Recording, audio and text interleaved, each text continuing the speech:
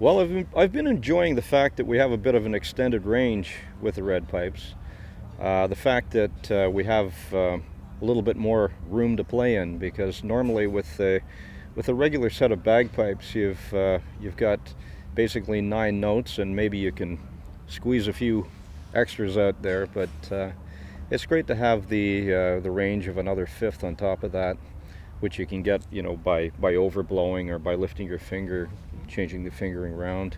And there's a good extended fingering setting on there. I would say that that's one of the things that I really enjoy. Another of the things that's great for us and great for Enter the Haggis is that I can change the pitch of the instrument. I can drop it down to G, or maybe A flat or whatever, or as low as I want to go.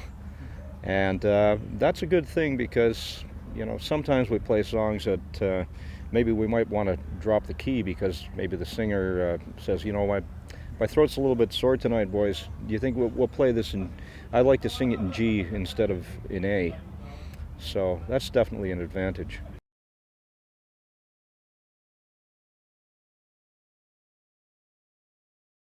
It was a little strange at first, I have to admit.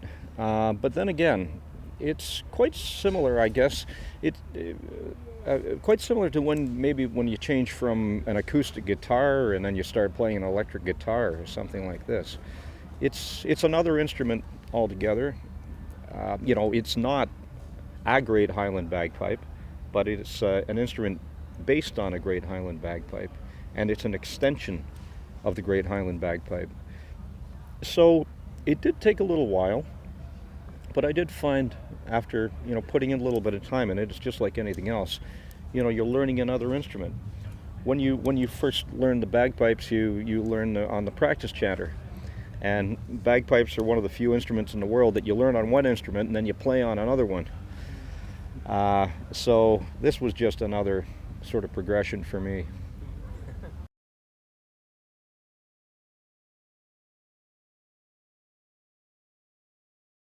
Well, it's quite interesting. When you first blow up the red pipes, you think this is really great, but it doesn't sound exactly the same as an acoustic bagpipe. And of course, the sound is generated in a different way.